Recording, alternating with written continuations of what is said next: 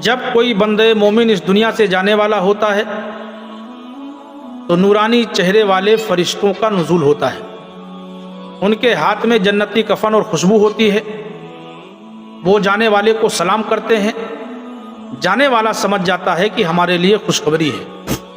موت کا فرشتہ قریب آتا ہے اور کہتا ہے یا ایتھا النفس المطمئنہ ارجعی الی ربک راضیۃ مرضیہ. اے نفس مطمئنہ اپنے رب کی طرف چل، تو اس سے راضی اور وہ تجھ سے راضی.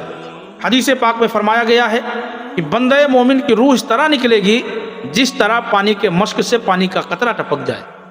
فوراً وہ فرشتے اس کے مبارک روح کو جنتی کفن میں لپیٹتے ہیں اور پہلے آسمان کی طرف چل دیتے ہیں. جب پہلے آسمان پر پہنچتے ہیں تو خوشبو سے پورا آسمان معطر ہو جاتا ہے. آسمان کے فرشتے سمجھ جاتے ہیں کہ کوئی مبارک روح آئی ہے. فوراً جو ہے آسمان کا دروازہ کھول دیا جاتا ہے. آنے والے روح کو سلام کرتے ہیں اور مبارکباد پیش کرتے ہیں. پھر جو ہے اس روح کے ساتھ پہلے آسمان والے فرشتے جو ہے دوسرے آسمان تک جاتے ہیں اور یہ سلسلہ یک کے بعد دیگرے 7ویں آسمان تک چلتا ہے. جب 7ویں آسمان پر فرشتے اس مبارک روح کو لے کر کے پہنچتے ہیں، ندا آتی ہے کہ میرے بندے کے اعمال کو نیکی کے رجسٹر میں لکھ دو اور اسے دنیا کی طرف پلٹا دو. منہا خلقناکم وفیہا نعیدکم ومنہا نخرجکم تارۃ اخری.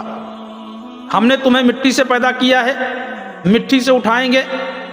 ہم نے تمہیں مٹی سے پیدا کیا ہے، پھر اسی طرح پلٹائیں گے اور پھر تمہیں مٹی سے اٹھائیں گے.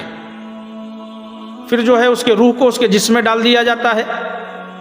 فرشتے حاضر ہوتے ہیں، اس سے 3 سوالات کرتے ہیں. آپ نے ولما سے 12 سنا ہوگا. پہلا سوال ہوگا تمہارا رب کون ہے؟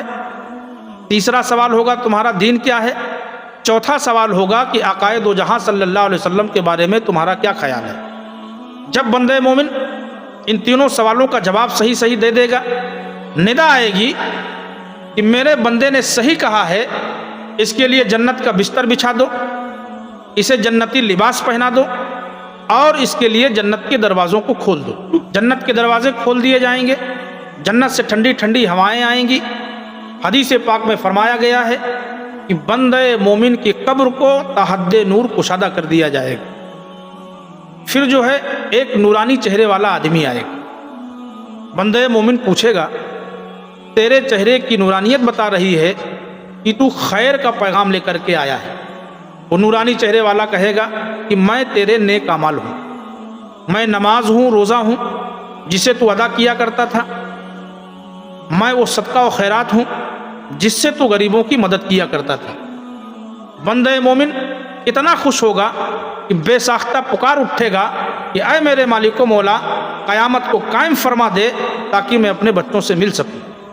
اس کے برعکس جب کوئی کافر اس دنیا سے جانے والا ہوتا ہے، حدیث پاک میں فرمایا گیا ہے کہ سیاہ چہرے والے فرشتے آتے ہیں.